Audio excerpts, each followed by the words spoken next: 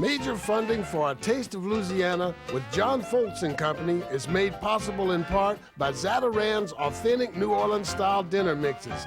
Zatarain's, a good way to jazz up dinner and a real New Orleans original since 1889. Louisiana.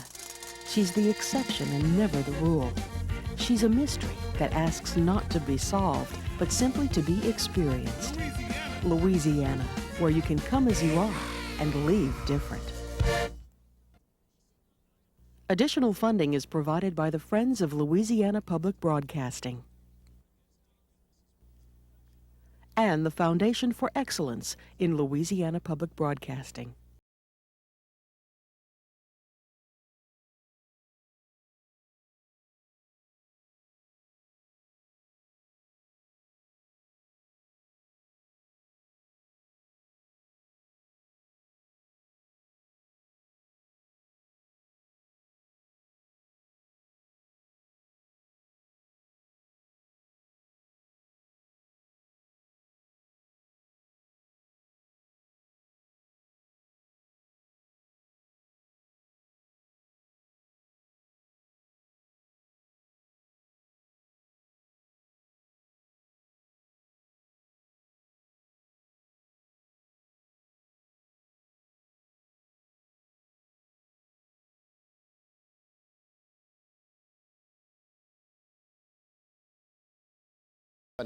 May very well be one of the oldest structures in North Louisiana.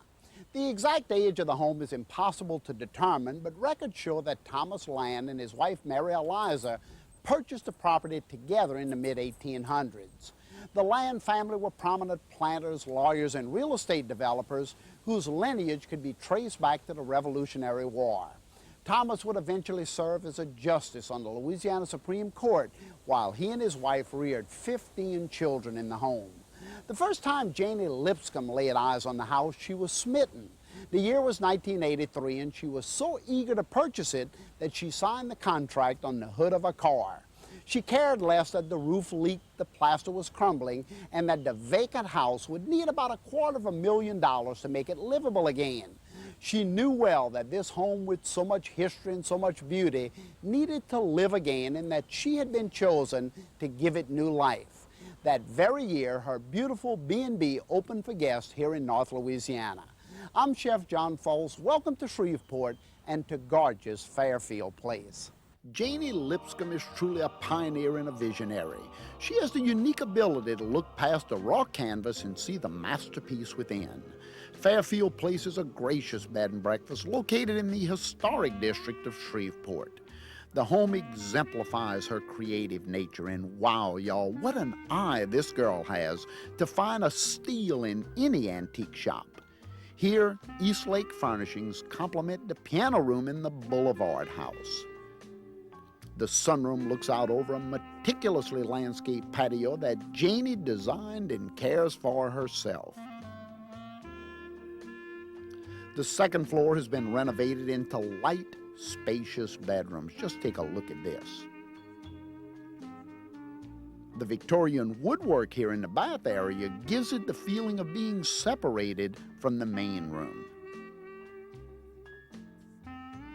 Janie has coordinated the linens and fabrics in each room with the Bradbury and Bradbury wallpaper designed by William Moore.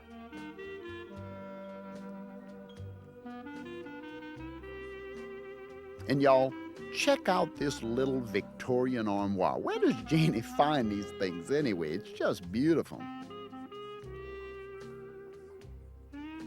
The entrance to the second floor has been hand-painted by Janie herself, including the ceiling. And in her normal creative style, she's named this area Taylor after her grandson. Yes, y'all, Fairfield Place exhibits an owner's passion, making it an outstanding B&B experience. What an elegant B&B, y'all. Fairfield Place in Shreveport, Louisiana. And after having stayed at B&B's all over the world, if there's one thing that stands out, if there's the one thing that I would say that makes a B&B successful, I would have to say that it's an on-site owner. Someone like Janie who kind of walks around the gardens, who's there to greet the guests, who's making sure that she understands all of the needs. And that's the one thing that I think really sets Fairfield apart from many of the other B&Bs. She's right there waiting on you hand and foot, y'all. It's a beautiful place. And she's also in the kitchen preparing the food. And some of the dishes that I'm going to show you today actually came from Janie's pantry. So let's take a look at the first dish that we want to do for you, and that is the brisket, the corned beef brisket. And you can see here that this is a cut of meat that's going to take a fair amount of cooking, and not only simmering for a long period of time, but also a curing process with all of these other vegetables. We have potatoes, carrots, cabbage, naturally, turnips, a lot of root vegetables in this dish. When you begin corning corned beef, corning actually comes from the English. Corn means the kernels of salt that's used to cure this meat. The first thing you want to do is to take a fork and punch a lot of holes down into this meat so that the cure will actually get inside. This is a fresh brisket, about 4 pounds, that you would pick up at any of your local grocery stores. You can also get it already corned, by the way. Many people think that this dish originated in Ireland, but no way, y'all. This is a dish of the United States, not an Irish holiday dish. Kosher salt down into the corned beef, a little allspice. Allspice, that's right, we're curing this fresh brisket. Onto that, I should say, a little fresh thyme or dried thyme and paprika. Some nice paprika, and then you want to massage that down into the meat like this. Get it down. All those holes that we punched in, I'll actually carry that cure right down into the beef. And look on the other side of it. The brisket has a nice fatty edge, which is really one of the highlights, in fact, of corned beef brisket. You want this nice fatty edge. You'll like it on the meat when it's sliced. So go ahead and cure it the same way on this side. And once that's done, rub this in nicely, and then you're going to cure it by placing it in a plastic bag. I'm going to put it inside of this bag. You don't have to, you can put it in a ceramic bowl if you wanted to, but go ahead and put it in a bag like this, and then into that throw some whole peppercorns. Just dust the peppercorns down in there, some bay leaves, and then you would put this onto a cookie sheet and weight it down. I'd put like a couple plates or a bowl of water on top of it and put it in the refrigerator. You ready for this? 7 days, y'all. But shake it around, stir it up, and after 7 days, of course, we're going to have to poach it, and I'm going to show you exactly how to do that in just a second. You want to kind of let it cure, pick up all of those great flavors, and then into a pot of simmering water for about 2.5 hours to tenderize that heavy brisket. And where does the brisket come from? Well, it's I guess it's the bacon of the beef. It's right behind the stomach on the bottom side, and that's what makes it a really good long cooking, simmering type meat or braising meat. Let's take a look right here into my pot. You can see that this brisket is tender. Oh, I'm going to take it out of there. In fact, it's been cooking for about, as I mentioned, 2.5 hours. You're going to want to pull it right out of there, and you can see that I can just insert the fork really quickly into it. And now, y'all, into that poaching liquid, I'm going to put all of the vegetables, because these have to cook for about 30 minutes or so. The little new potatoes, go ahead and put them all down in here. It's going to pick up the flavor of all of that brine, that salt, all of that great cured turnips. And of course, let your imagination run wild here, y'all. Put whatever root vegetables you want into. Throw some sweet potatoes in there if you want. Now, of course, this is going to take about 15, 20 minutes or so to cook. And once the potatoes and the root vegetables are cooked, then you want to put in your cabbage. The cabbage is real nice and tender, so don't throw it in at the same time. It'll all fall apart, and you want the cabbage to remain nice and chunky. So, y'all, I want you to see what one of them already looks like when it's coming out of this pot. So take a look at the corned beef brisket. Once it comes out of the pot, you allow it to rest for a minute, slice it on the diagonal there, and put all of your wonderful steamed vegetables all over the brisket, your cabbage, and serve it just like this with all that nice broth. Isn't that a great looking dish? And believe me, it's not a dish that you will only use around, what, St. Patrick's Day. Nah, of course not. Use this dish all year long, y'all. It's a great Sunday dish, a holiday dish. When a lot of people are coming over, you want to feed them inexpensively. Perfect dish, y'all. All right, now the next great little dish I want to cook for you is a salad, or it could be, I guess, a side dish. It could be a nice vegetable. It's a broccoli dish, and it's a dish that's going to be steamed and then flavored with an orange and ginger sauce. So take a look at all of the ingredients right here. I have everything from salad oil to orange juice. Look at the raw ginger here. This is the raw ginger. It kind of looks like a little cactus. You have to peel it, and then once it's peeled, you can slice it real thin. You can see what the ginger looks like. And hey, don't try to substitute any canned or powdered ginger for this. A little cane syrup, a little soy sauce, orange zest, garlic, and everything that we cook. And here's the broccoli, nice fresh broccoli. And broccoli has been around for about 2,000 years or so, y'all. It's been around for a long time, grown on the island of Cyprus, and then eventually made its way to Rome and Egypt, and then eventually to the United States. A great vegetable. Now I want to show y'all, once it's poached, you can put it in water just for about 10 minutes or so. You want to poach it very quickly, and I like to poach it ahead of time.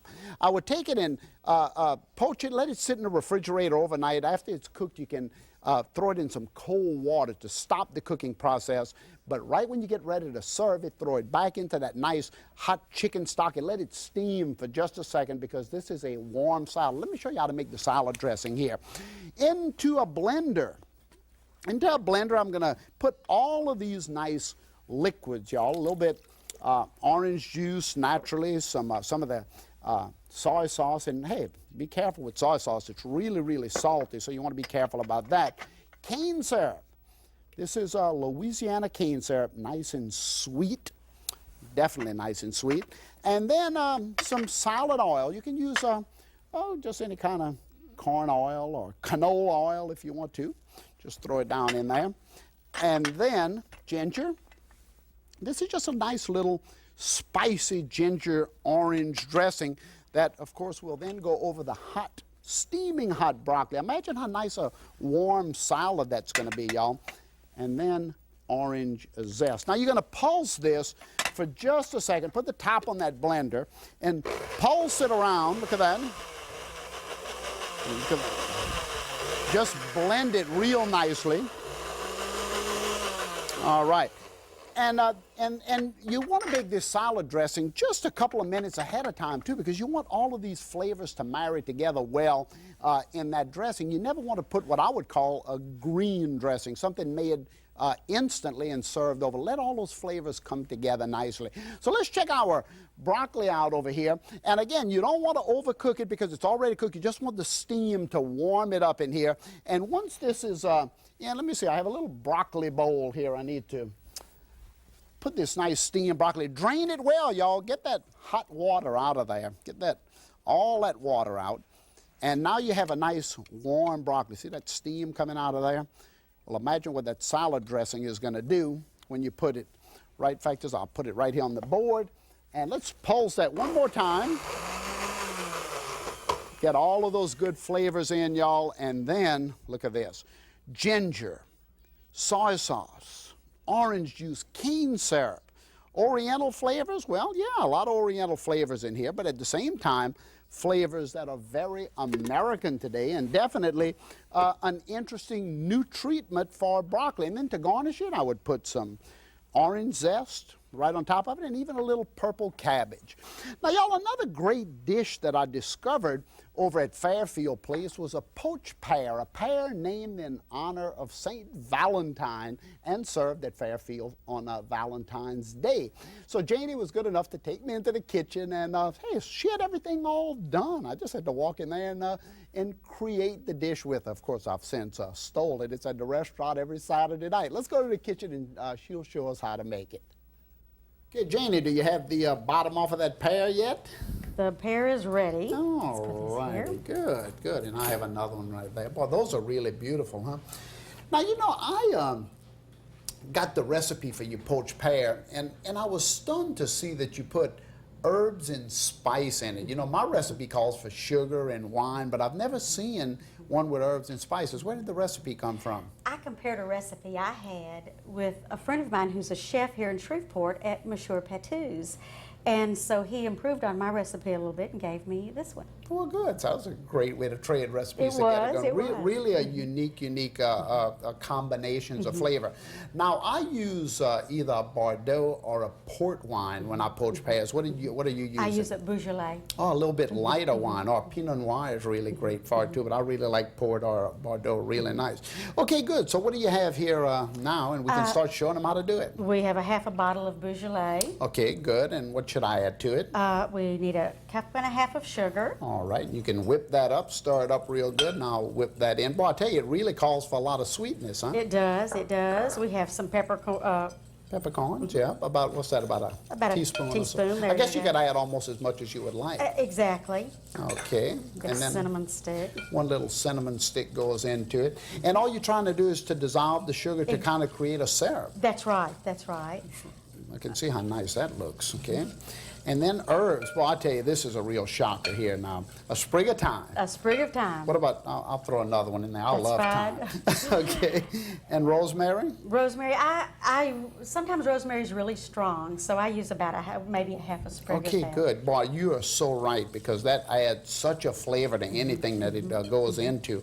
And then I see you also have bay leaves That's here. right, a bay leaf. Good, we'll throw that in there as well. So once it's all dissolved, then you just want to kind of get that really nice, thick syrup. And I guess you could add a little water to it to lighten it up. But, If you need to, that's right. but wine's the key.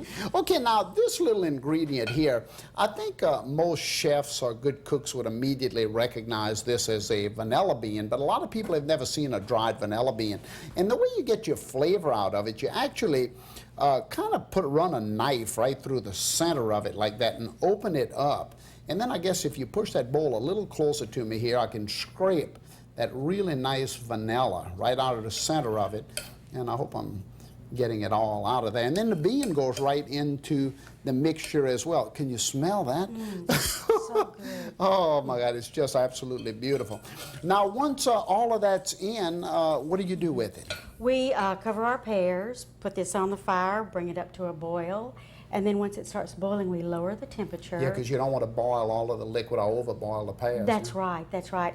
And we may cook for about an hour or 50 minutes, depending on the ripeness of your pears. You want your pears to be cooked, but not mushy. So you have to know just the texture of your pears as well. If you get some real hard ones, they need to cook a lot longer. Maybe a little longer. So how that's long right. does it take to cook them? Oh, maybe 50 minutes, maybe an hour. Okay, yeah. Just watch those pears. Good. And then at that point, do you take them out of the liquid? or- No, I don't. I leave them in the liquid, and I just let them cool, take the entire container and put it in the refrigerator. I may refrigerate them overnight or even for a day or two. Now, you know, I was reading that you said you love to serve this dish for Valentine's That's Day, and I could certainly understand that. But this would be the perfect light dessert for the ending, I guess, of any meal, even a nice light meal out in that beautiful garden of yours out there. Oh, absolutely. Pears are an elegant dessert. Yeah. And Janie, look at exactly what they look like when they're done, and I see that you have them here in the poaching liquid, right? Is that That's the poaching right. liquid? That becomes the sauce, and you garnish them with a little bit just orange peel, and as you mentioned, you could do candied orange peel. What an elegant, simple dessert with a twist. With a twist. Good. Thanks so much for sharing it with us. Poached pears, St. Valentine's, y'all. What a great dessert dish. Perfect dessert dish to finish a heavy meal because it's so light. A couple of other great dishes that we discovered over at Fairfield. Well, let's take a look at this breakfast dish here. It's eggs Fairfield, and if you can imagine this, 18 eggs go into this casserole, 12 strips of bacon, a cup of ham, Monterey Jack, and 3 packages of spinach, and a little bit of milk, and this has to all go together and be made the night before, and then you're going to bake it 275 degrees for an hour. It serves about 8 to 10 people, so it's the perfect breakfast casserole for a large family. And look at here, y'all, orange marmalade muffins, and I have to put a little bit of that orange marmalade right on top of them. They're beautiful, they're light, it's almost like angel food cake. Well, y'all, Janie has some of the most gorgeous gardens at any B&B I've ever visited, and she took me on a little tour of those gardens and also gave me some of her private thoughts about living the life of a B&B owner. What an incredible lady. Let's take a look at this. Beautiful. Let's have a seat there. Ah, just wonderful. Ah, look at this great lemonade you have, all homemade, huh? Well, John, there's no better place than the garden to have a glass of fresh lemonade. Janie, you know, only in the South could I expect that when I walk into a garden, somebody's going to have a nice ice-cold glass of lemonade. Homemade, I'm sure. Absolutely. Ah, nice and tart, too, just the way I like it. What a beautiful garden you have here. Who designs and maintains this? Well, actually, the gardens, in a sense, have developed because of the lay of the land. Some of the gardens are gardens that we have developed following up what the original owners did. So there was something patterned out here already and you just expanded upon it. I tell you, it's Yes. absolutely beautiful. What significance does a garden have at a B&B to say the attitude of your guests? Oh, it's really an important part of it because, of course, you know, it's the South. The weather's nice most of the time, and our guests enjoy our gardens as much as they enjoy being inside. Yeah, well, I can imagine that. And I see that you're putting some new gardens in across the way over there. So obviously they must use them. What about our climate? Does that keep them in or out? It keeps them out. People enjoy our gardens in the evenings. They come out in the mornings and enjoy them.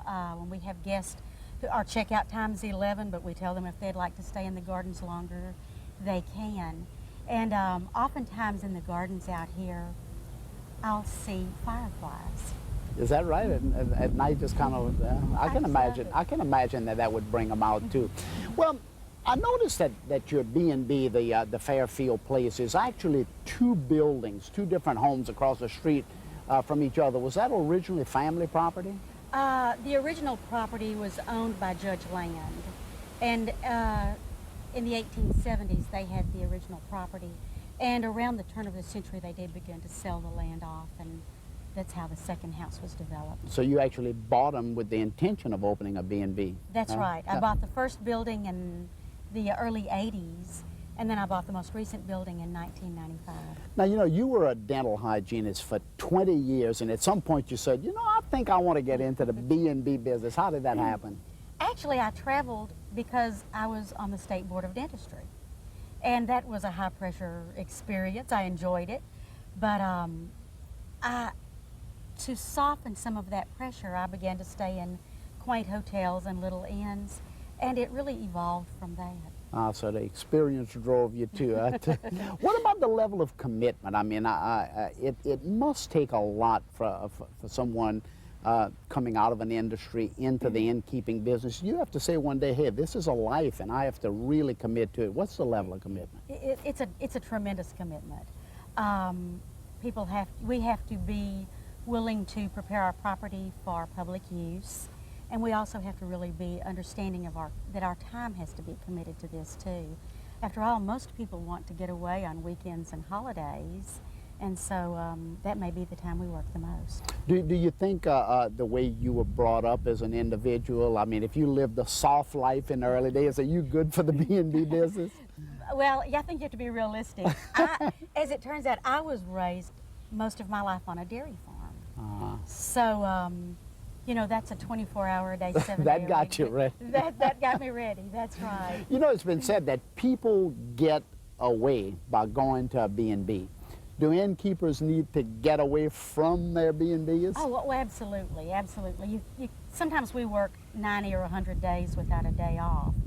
And, but I have a high burnout threshold and a low recovery threshold, so it doesn't take long. And I might say, I do tend to take busman's holidays, so I go to other inns. Well, what do you think is the greatest reason for failure? I know this is a personal opinion, but why do people fail at being innkeepers? Probably because they may go into inns with unrealistic expectations of what they have to deliver. It's a lot. The reality sets in. That's right. Most happy guests visualize being an innkeeper.